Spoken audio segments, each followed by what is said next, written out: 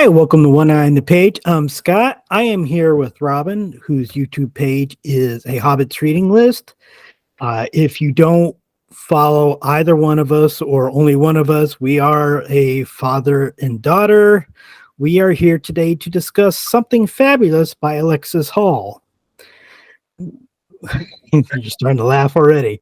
Well, because it's such a random thing for us to do, like our first combined video. Yeah. Well, I mean, let's talk about that. The reason that we are talking about this is that I made a plan to read 5 romance books and make a video about it, which I will link here. I did not read 5 romance books. I read many more. And I was getting frustrated with some of the books. And Robyn told me that I need to read a gay romance. Okay, as I say, like, I did not give you a particular title. No, you did not. I went to Robyn's to be read page on Storygraph, and I found Something Fabulous by Alexis Hall. And I remember Robyn talking previously about Alexis Hall. I guess you had read Glitterland, which I am also now reading. So I had read Glitterland and the Boyfriend Material and Husband Material series by Alexis Hall. I had not read Something Fabulous yet. It was only on my in the future reading. Yes, I am in no way blaming you for me reading this. I'm just saying how it came to be that I did read it. Okay. I read it. I hated it. It is the worst fiction book I have read this year. Robyn does a TBR every month, and if she doesn't complete all the books on her list according to her standards, which I don't always understand. No, so it's if I if I don't finish 2 or more books from my TBR game, then I get a consequence. Okay. If I just don't finish 1, then it's fine. I'm told every once in a while that I need to pick a consequence book for Robyn. Usually I try to pick a book which I think that she will like. It's just an extra book that she has to read in the next month. So my goal isn't to punish her. Except this time, after I read Alexis Hall's Something Fabulous, I thought other people should feel my pain. So I gave that to Robyn as a consequence book. And we're going to discuss it. I will let you know right now on a 5-star rating, I gave it a 1. Robyn, you gave it? I gave it a 3.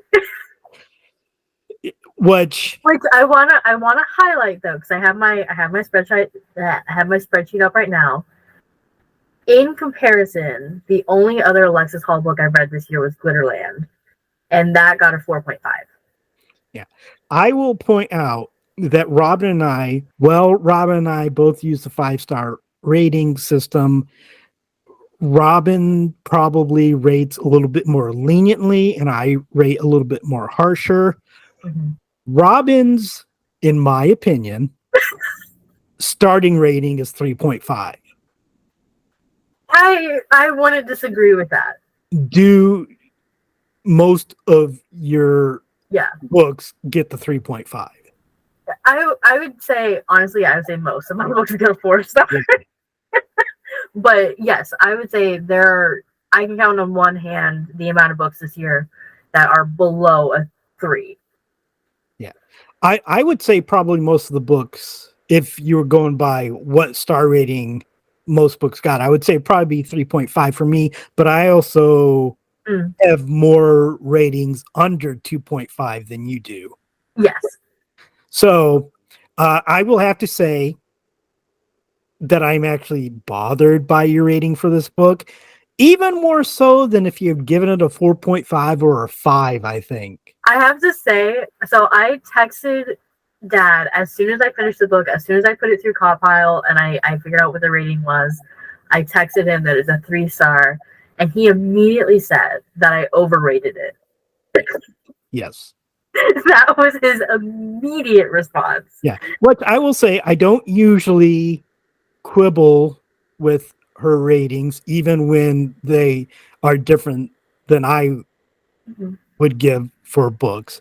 I will say that there are probably more disagreements than agreements about books for us, or taste, I guess. Our taste Yeah, in different paths. So, yeah, like Bluebeard, which is one of my favorite books, you gave a 3.5, which is not a bad rating, but yeah. obviously you did not enjoy it as much as I did. Same For with Quick Service, which is the only book I've given a 5-star so far this year. I think you gave it a 3.5. No, I think it got higher than that. It got a 4. Oh, Yeah, okay. yeah. So slight difference Mhm. there. And that there have been things that you have given 5 stars to that I have read that I think the only books Under that the Whispering Door is a good example, well, actually. I haven't given a rating. I'm saying right now, which I'm reading it right now, I'm leaning towards a 4, but I got like 80 pages left, Yeah, and we'll see what those 80 pages do. yeah. I will also say the first 100 pages, it was not anywhere near a 4. So I will say probably the only books that we really agree on have been the Allison Cochran books, Mhm, mhm. and we both like Red, White, and Royal Blue. Yeah. And we both dislike many of the same books that we've read for book club. Yes. We're in surprising agreement when it We comes to there, books. yeah, we're better at agreeing about books that we really hate than books that we really love. That is true. Yeah. So again, something fabulous. Hmm. Uh I don't even know where to start with this. So I was thinking about this. So maybe because you had such a big issue with how I rated it, I thought maybe we could just go through the categories that I measured to Can get you can you explain your rating system? Because I go by feel. my. You Oh, know, okay. I Okay. feel like this is a 3.5, or I feel like this is a Sure. 5. Yeah. You have an actual system. Yes. So I use Copile, which was created by Book Roast, and Dad can tag her in the description. But so Copile is pretty much on a scale of 1 to 10, rating was it 7 categories.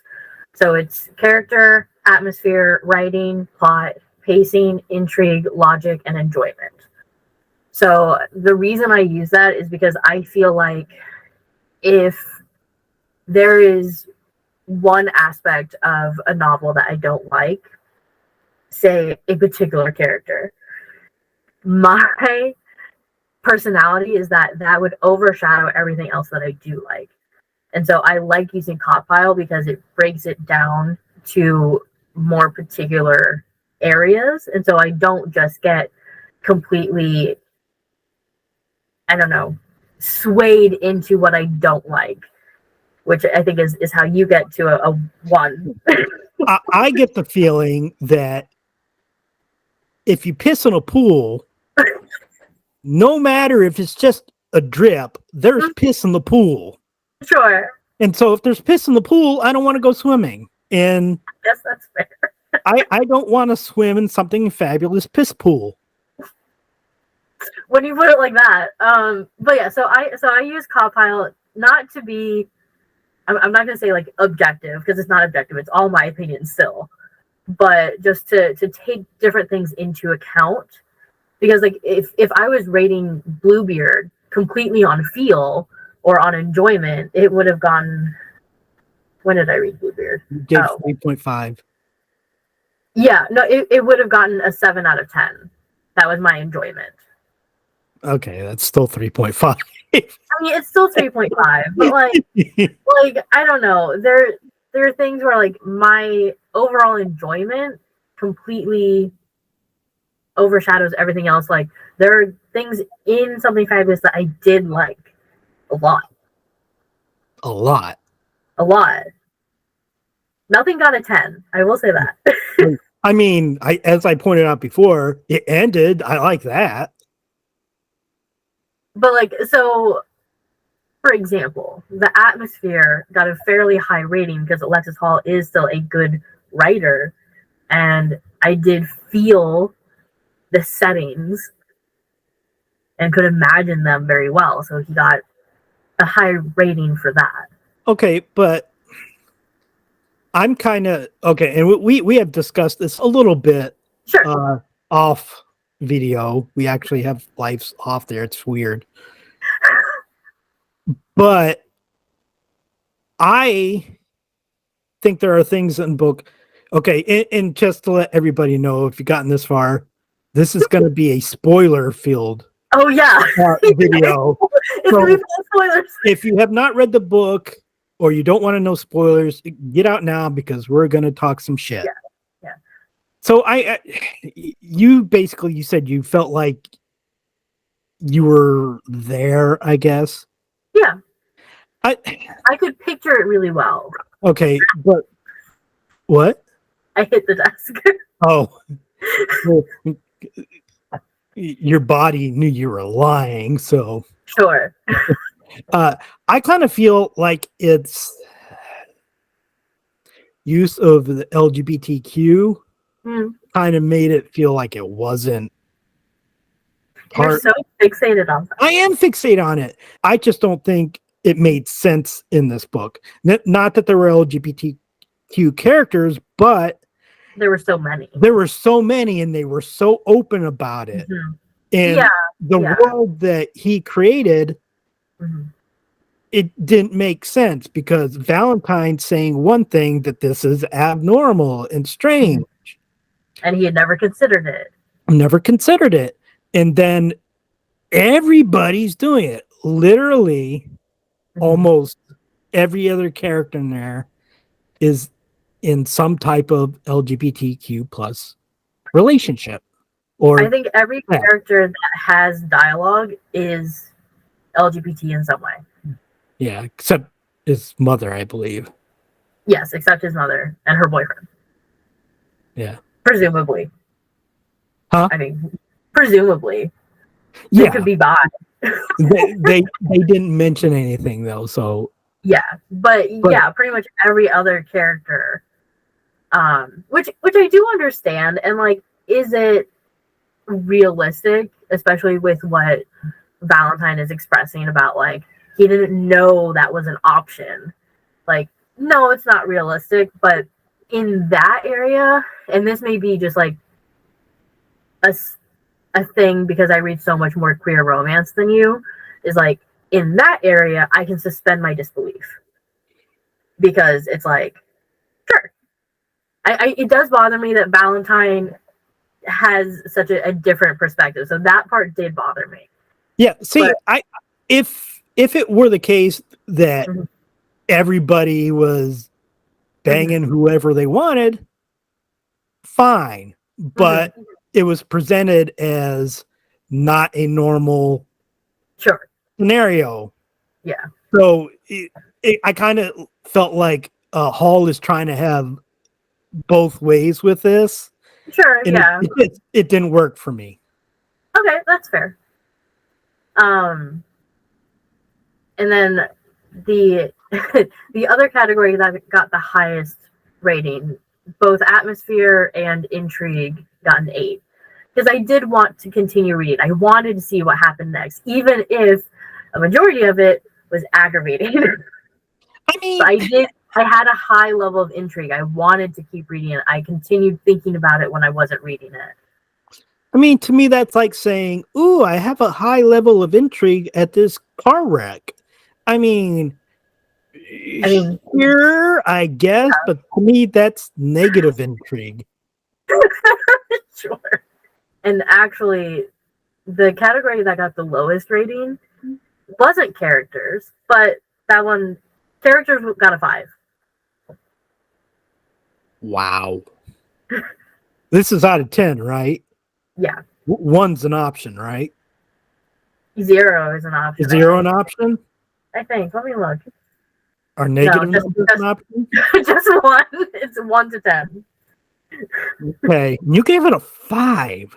I gave it a 5 because my thinking was that, and I've expressed this to you before, when it was just Bonnie and Valentine, I actually really enjoyed that. When it was just the two of them. As soon as another character entered the scene, I hated it. Which I think about it in the way that, like, well, about half the book is actually Bonnie Valentine, so therefore it's a 5. One, I don't think half the book is Bonnie Valentine. Bonnie Valentine may be in half the book, but much of that time is with other characters too. Yeah. If you take just the Bonnie and Valentine alone in some way, Mm-hmm. no, that's nowhere near half the book. I don't think. Okay. But okay, well, what should we do first? Should we talk about the character that we both dislike the most, or should we talk about Bonnie, of whom I think we are going to have disagreements? We're going to have disagreements about Bonnie. Okay.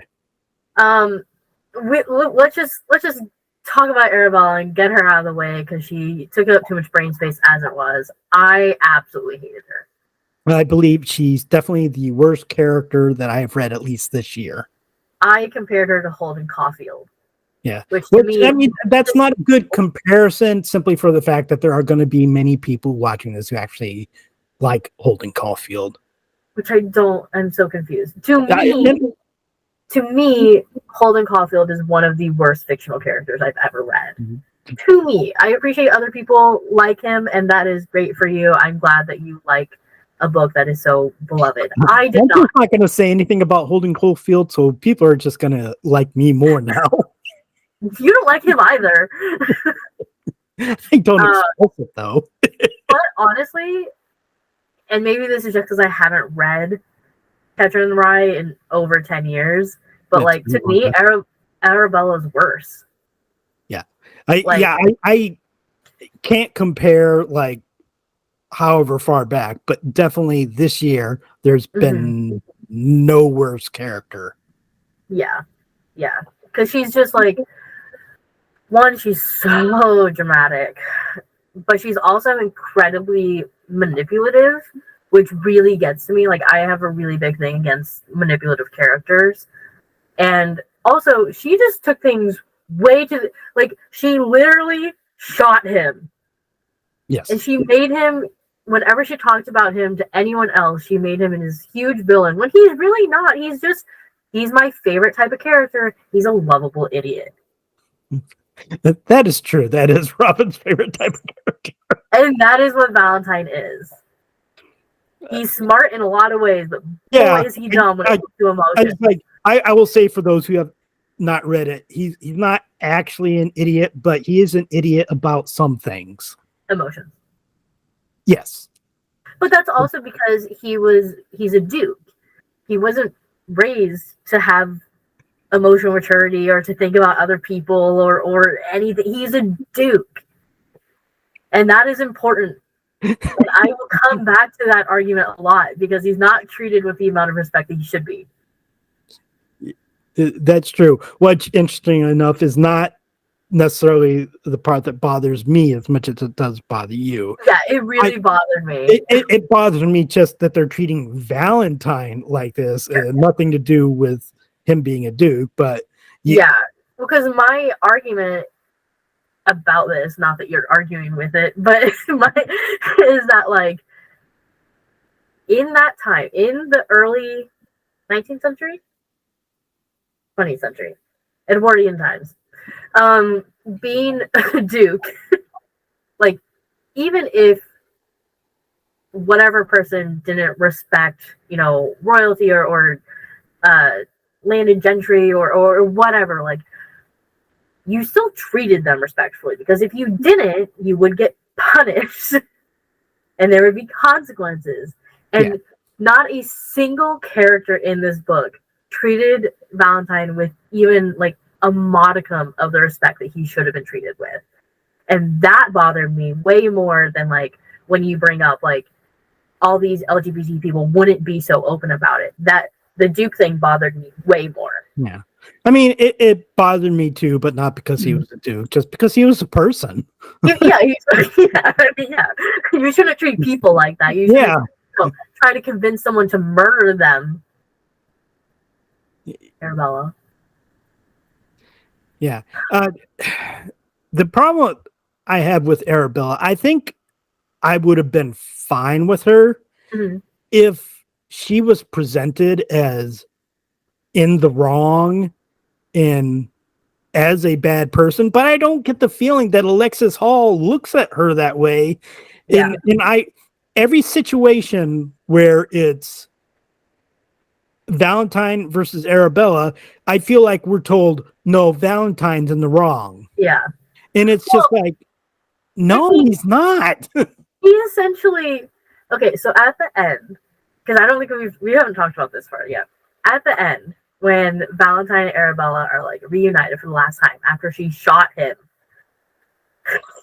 What he apologized for. He apologized for, which I was just like, this is an abuse cycle. But he also, like, she admits that, you know, part of the reason she's so upset with him is because he stopped visiting them when he was 15 years old, after his dad died. That's worthy of murder. He's like, you abandoned me. And he apologizes. And I'm like, you have nothing to apologize, dude. Like, you did nothing wrong. Throughout this entire book, he really didn't do anything wrong. He has some, like, temper issues. But, like, that's it. I mean, the worst thing he did is accidentally hit someone with the arm of a chair when he was tied up to said chair. Yes. Like, and not being fed. And not allowed to play their game. Like, I felt so bad. And being insulted. To his face. Yes. Like, including by the person who... Oh, we're going to Bonnie now, are we? I mean, do you have anything else to say about Arabella? No, I'm just going to continue ranting about her. So, okay, well, I will say, which I've said to you before, that to me, romance is about give and take. Sure. I don't believe Bonnie gave anything.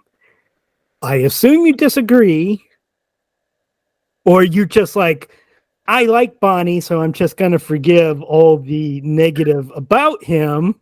Well, I mean, I'm not ignorant to the fact that, like, yes, he did some things that were not romantic. Including the abuse. Well, Valentine was tied to the chair. Yes. That was... The whole chair thing was not my favorite showing of Bonnie. And it's been a while since I read it, but correct me if I'm wrong. Did he or did he not kind of chastise Valentine for getting shot? Chastise is not the right word, I think, but he did kind of like try to minimize Arabella's like involvement of like, well, you know, you can be kind of scary. And so she shot you. So he did sort of like minimize Arabella's involvement in it. Yeah, I just want to point out what we're saying is he attempted to minimize attempted murder. I guess that's a fair point. But when you have just Bonnie and Valentine, just the two of them together. Okay, I will concede that when just the two of them are talking and Bonnie is not being a temper tantrum throwing little bitch. Sure.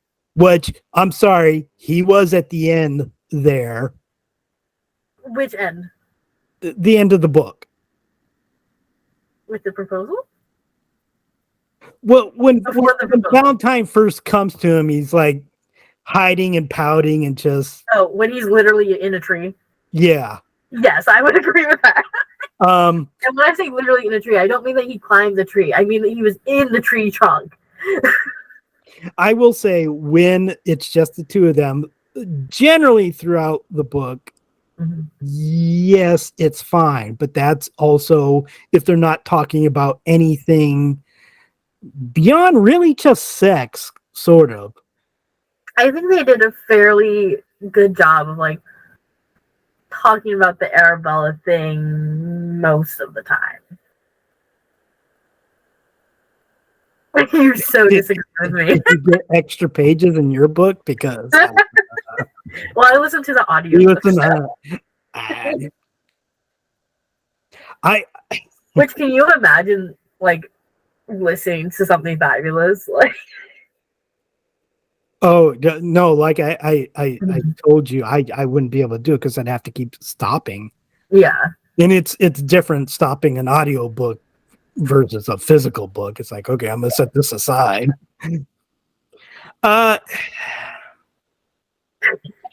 Okay. Well, one, I'll take a quick step back and I'll point out that at no point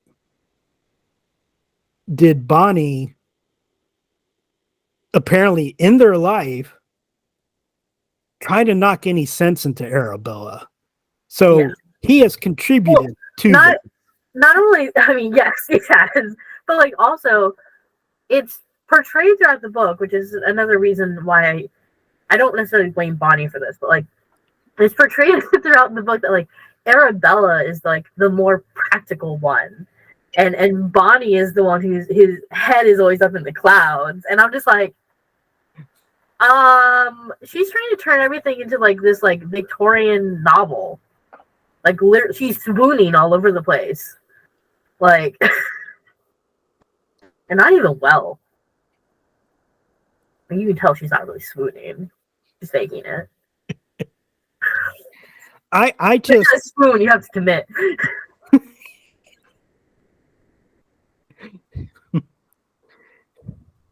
I just don't like Arabella, quite honestly. I mean, yeah, she tried to kill him, but also this fake swooning. That's what really drove me over the edge. She swooned at least 3 times in the novel. She only tried to shoot him once. I just enjoy that that's the thing that really grates on your nerves. Well, I mean, the whole like attempted murder really bothers me. Like, I believe I texted you right after I listened to that part. Because, so what had happened was like, in the whole like Valentine is tied to a chair thing, I had been texting Dad and I'm like, wow, Arabella really sucks. She's trying to convince these people to murder him. And Dad said something along the lines of, yeah, I think that's the worst that she gets. And I'm like, okay. Or like, or something like, I don't know if she gets much worse or something along those lines. I'm like, okay. Oh, yeah, hold on. Yeah, I'm pretty sure it's in a text message, so I think you can find it. Oh yeah, again, she's not even at her worst yet. Oh, okay. So I guess I don't know. I sort of took that as she's close to her worst. Oh no. Yeah. So I guess I misunderstood what you were trying to say because she's going to get worse. Again, when I got to the part where she shot him. Yeah. I texted Dad and I was like, yeah, she got a lot worse considering she shot him. So, yeah, But see, this is the thing.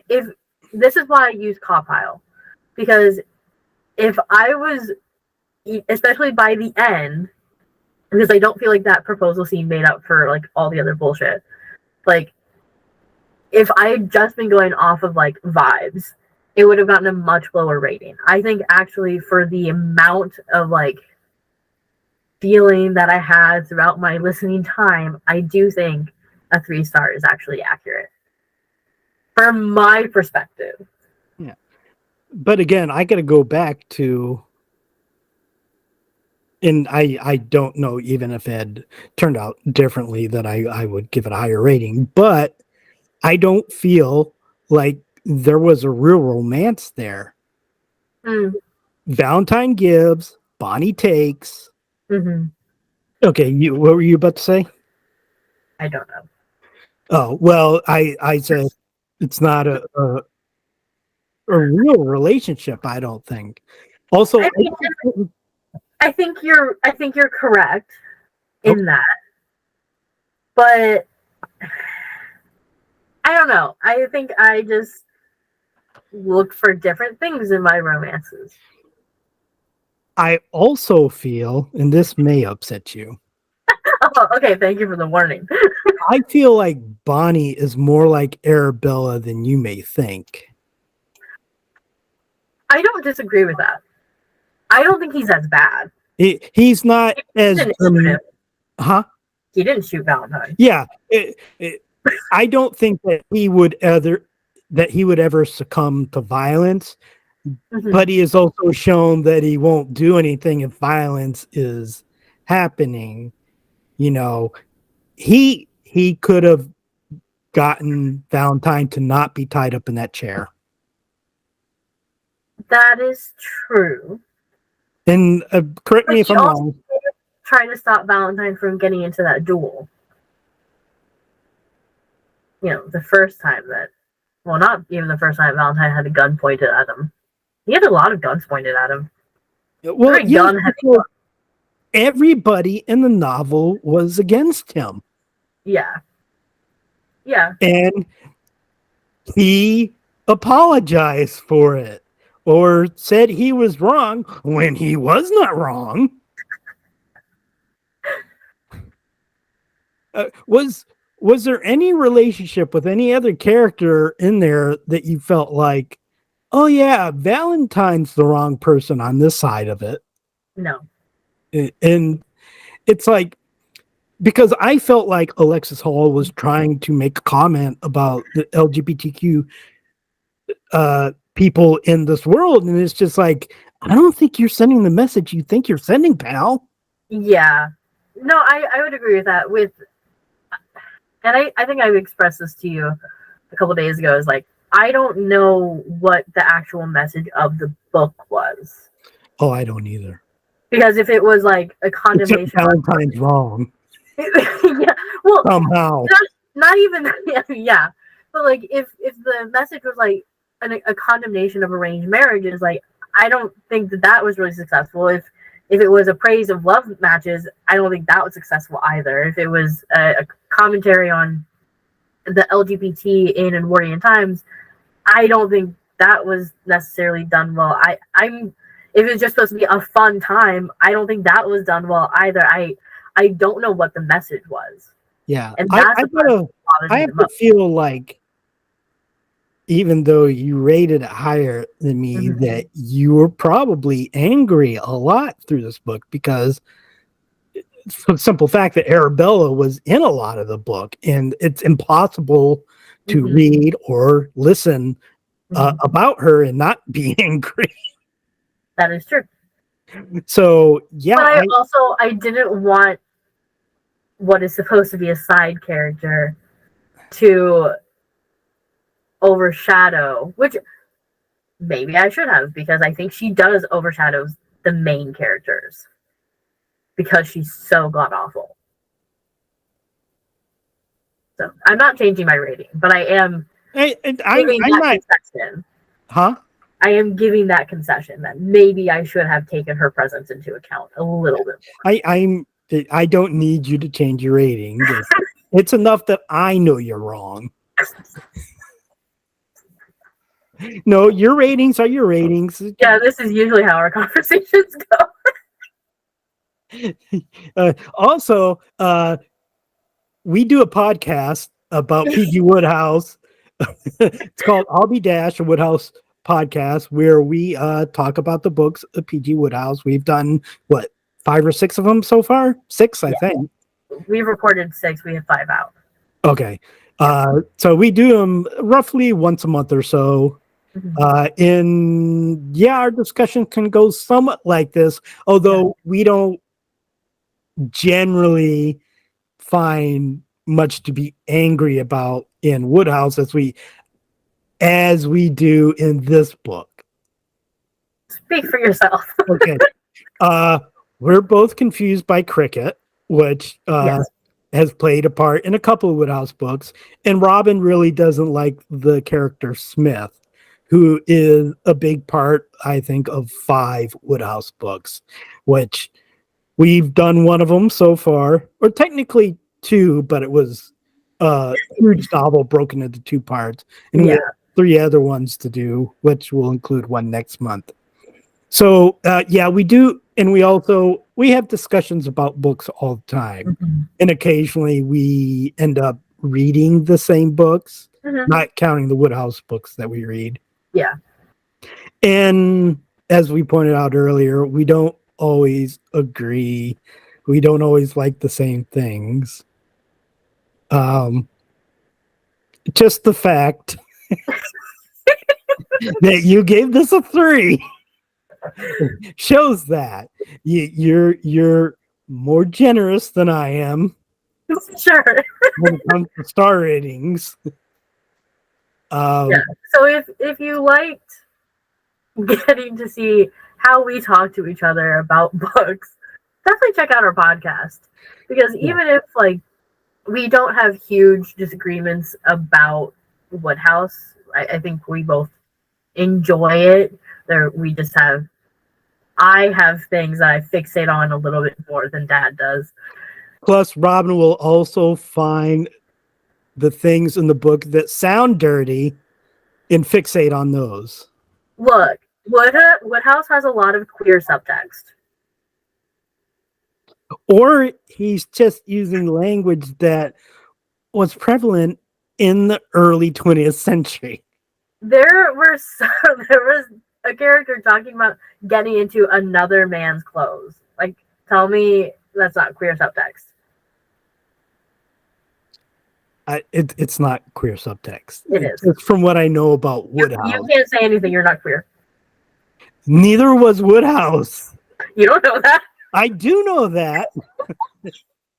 I've read his letters and I've read his biography.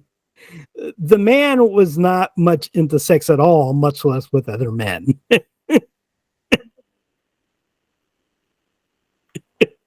This is pretty much how the conversations go. So also, you tend to see queer sex on a lot of things. So. Well, yeah, it makes it more fun. I guess. For me. For some reason, the thought of like Frodo and Sam banging it out just doesn't do anything for me. No. Oh, that's sad. No, Frodo's not good enough for Sam. Okay. I can't disagree there. Also, I will point out on the podcast, we often go off on tangents. Yes. The one that pops up right away is I went on a huge defense of Dr. Watson. Really because one of the characters mentioned Sherlock Holmes and Watson. Yeah, like there was like barely any reason, but Dad went on to like a 5-minute defense. Yeah. Just sitting here like, okay. And it wasn't like Robyn was going, no, Watson sucks. Yeah, I wasn't arguing at all. But I started to do a 5-minute defense of him. Like I'm just over here like, I'm sure he's great. Yeah. And I can't remember all the tangents we have. I know like we talked about cricket and that led some strange places, but the one that always sticks out to me is shitting bears, but I don't remember how we got there. That's the thing is there's often I want to say that was we don't know how we ended up where we're at from where we started. Yeah. I want to say that was in the hot water episode. It was. I remember it was in hot water. Which was also the episode where we got really fixated on pie. Well, they do mention pie in there, so they do, but only like twice, and we got really fixated on it. And I like how you say we, and it was mostly you. It was me, and then I went out and got pie. Yes. So we've gone on to a tangent about our podcast. Yes. Well, we want to make sure people. It's a teaser. It's a teaser for. We'll be recording for like at least 2 hours, if not 3. And then you FaceTime me a couple days later, and it's like, oh, I guess we have nothing to talk about. It's like we were talking for 4 hours on Saturday. So, do you have anything else to say about Something Fabulous? No, I mean, You have read other Alexis Hall, so if you would like to encourage people to read other books by Alexis Hall, please feel free to say so.